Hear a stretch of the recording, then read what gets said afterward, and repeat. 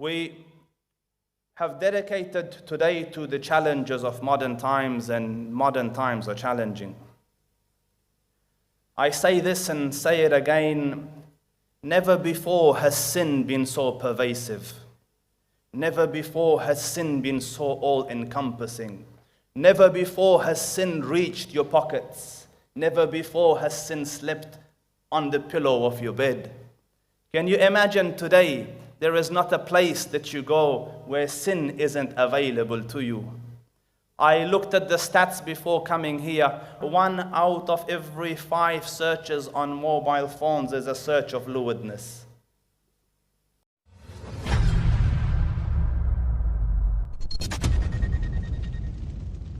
Sin has become pervasive, invasive. It is everywhere.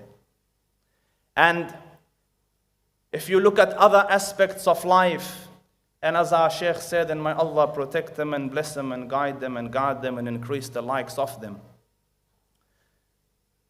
Whilst technologically we have advanced, and you would have anticipated that with this advancement, with this ease, I would have found happiness, yet sadness and depression seems to be grabbing and enveloping the whole of the human race. You know, 1 million plus people commit suicide every year because of sadness and depression. 1 million people, it's the biggest killer, and no one calls it what it needs to be called, and no one's labeled it the secret terrorist, and it's the biggest killer on earth today, or one of the biggest killers on earth today. Sadness seems to be gripping humankind. And the results of this, Subhan al-Khaliq, divorce rates have climbed through the roof. 44% of the marriages, and forgive the sadness in this, end up in divorce within the first 15 years. And the vicious cycle continues, so that Allah forbid and may Allah protect one and all. If you have come as a product of a broken home, and may Allah honor and protect everyone, Ya Rab, your chances of getting divorced when you're married yourself increases. And if both the couples come from broken families, 156% comes to it's mind-boggling. It doesn't make mathematical sense, but the chance triples and quadruples. So our challenges are, and in this backdrop and in this climate, Muslims are trying to live, to have families, to grow, to go to school. It is difficult days, but it isn't a surprise. The Prophet told us this. He sallallahu alayhi wasallam, in his last days, and you will know the story, he goes with Abu Muwayhiba to the graveyard of Baqi, and he warns him, أقبلت الفتن كقطع الليل المظلم.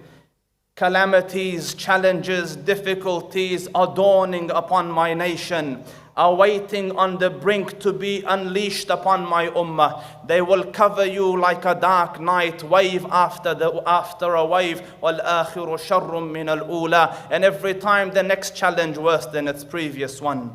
The Rasul sallallahu alayhi wa sallam said, يأتي على الناس زمان القابض فيه على دينه كالقابض على الجمر. There will come a time where for a man to hold on to his religion will be like holding on to burning coal. And you understand, when you hold a burning coal, it is very tempting and desirable to let bits of it go or let it go. These are times in which we live. But then the Prophet gave the beautiful news, and I want to share this with you. The Rasul said, إِنَّ مِن وَرَائِكُمْ أَيَّامَ الصَّبْرِ. After you, my Sahaba, will come the days of patience. لِلْمُتَمَسِّكِ فِيهَا بِمَا أَنْتُمْ عَلَيْهِ أَجْرُ 50. And whoever in those days of difficulty and patience holds on to what you have held on to, for him will be the reward of 50.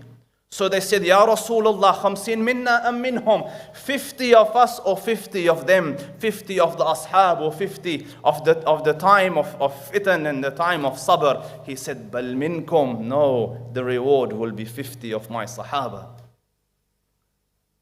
But the condition, bima antum alayh, if they hold onto what you have held onto, if they take the path that you have taken, and وَرَبُّ الْكَعْبَةِ, if we take the path that they took, all our problems will be solved. And I listened, and alhamdulillah, our i'tiqad is al-akhdhu bil-asbab sunnah, to use the means available to you is the sunnah. So if it is a computer that is a problem in your family, learn how to use it, learn how to control it. There are endless programs out there that will help you to monitor and keep up to date with what your children are doing. If it is a business transaction, you have learn, excel, and develop skills to be able to do that. Those are the asbab, and you need to hold on to it. But the crux of the problem, and I picked it from the words of our dear Sheikh Sulaiman Mullah, the crux of the problem is a problem of the heart. So that if we fix this, وَرَبُّ الْكَعْبَةِ, everything else will be fixed. Allah says so. Allah says so. Listen, قال سبحانه وَمَنْ يَتَّقِ اللَّهِ يَجْعَلْ لَهُ مِنْ أَمْرِهِ يُسْرًا. Whoever has taqwa of Allah Rabbul Izzah, Allah will ease in his situation. What is taqwa? A person came to Abu Hurairah radiyallahu anhu. He said, Ya Abu Hurairah, what is taqwa? So Abu Hurairah radiyallahu anhu wa ardah asked him, have you ever crossed a thorny path? Have you ever walked on a path where there's thorns? He said, yes. He goes, what did you do? He said, I grabbed my cloak around me carefully and navigated my way safely so that my garb does not get stuck and tangled up in any of the thorns. He goes, that is taqwa. To go through life cautious and conscientious, that I not step in anything that is the disobedience of Allah, lest my Lord become unhappy. So taqwa is Allah consciousness, that in everything you do, you say, what does Allah Rabbul Izzah say? Will Allah become happy, Jalla Subhanah? If I overlook this, will He become happy? If I take an exception to that, do you understand that your whole of life with your family, with your wife, with your kids, everything is related to this, and Allah guarantees, says, وَمَنْ يَتَّقِ اللَّهِ, whoever has taqwa of Allah, whoever becomes Allah conscious, I will make his situation easy for him. You have family problems, Allah says, I will make it easy. You're going through a divorce, Allah says, I will make it easy. You're having a court problem, Allah says, I will make it easy. You have financial problems. قال سبحانه وَمَنْ يَتَّقِ اللَّهِ يَجْعَلْ لَهُ مَخْرَجًا وَيَرْزُقْهُ مِنْ حَيْثُ لَا يَحْتَسِبُ. If you have problems financially, Allah says, have my taqwa, become Allah conscious. Love me and remember me and fear me, and I will solve it. وَيَجْعَلْ لَهُ مَخْرَجًا, I will make a way out for you. Imagine this auditorium is blocked like it's all brick walls. If there's a door, makhraj is already there. No one needs to make a makhraj for you. But if there is a door, everything is blocked. Allah Rabbul Izzah says, I will tear a way out for you. يَجْعَلْ لَهُ مَخْرَجًا وَيَرْزُقْهُ مِنْ حَيْثُ لَا يَحْتَسِبُ, and I will provide for you from means you didn't anticipate. One of the beautiful stories that I mention over and over again, there was a person in the past, his name was Hatim al-Asam, righteous taqiyyun naqi lillahi al-wali, and he came to his family wanting to go to Hajj. So he said, I want to go to Hajj. Hajj in those days was a long trip. It took many weeks and many months. And he said, I want to go to Hajj, but I don't have enough provisions for you guys. So what do you say? So the wife said, no, khalas, do it some other times when you have the means. But the daughter was special. So she said, Dad, Inna Allah huwa ar-razzaqu dhul quwwati al-mateen. Go, Allah will provide for us. So the dad took heart from this and went. And when he went, a little while later, a couple of weeks later, the provisions ran out. So the mom and the rest of the siblings, like, you big mouth, what happened? So the little girl went to the back room and she raises her hands and she says, Allahumma anta qulta wa qawluka al-haq. وَمَنْ يَتَّقِ اللَّهِ يَجْعَلْ لَهُ مَخْرَجًا وَيَرْزُقْهُ مِنْ حَيْثُ لَا يَحْتَسِبُ. And oh Allah, you said in your word is the truth, that whoever has Allah consciousness, you will find a way out and you will provide from means unanticipated. And her hand is in the dua and the door knocks. So she goes and opens the door, and it's the guard of the governor, the entourage of the governor. He's His Excellency is crossing through here. He's thirsting. Do you have any water? So she went and got water and made it nice, presentable. انزلوا الناس منازلهم. And the man took the water, took it to the governor. And the governor drank the water and he found in it delight. Oh, Allah Rabbul Izzah put delight in it for him. So he drank and it made him think, where did this water come from? Who did you get this from? So they said, from the house of Hatim. So the famous Hatim, yes, we must go say salam. So they said, no, Your Excellency, he's in Hajj. So he said, then it is our duty to look after his family. So he reached into in the olden days, they had those little sacks of the coins, so he reached into this and he chucked it into the house of Hatim, the gold coins. But Allah Rabbul Izzah wished to increase. So the man looked at his entourage and said, whoever loves me, do as I have done.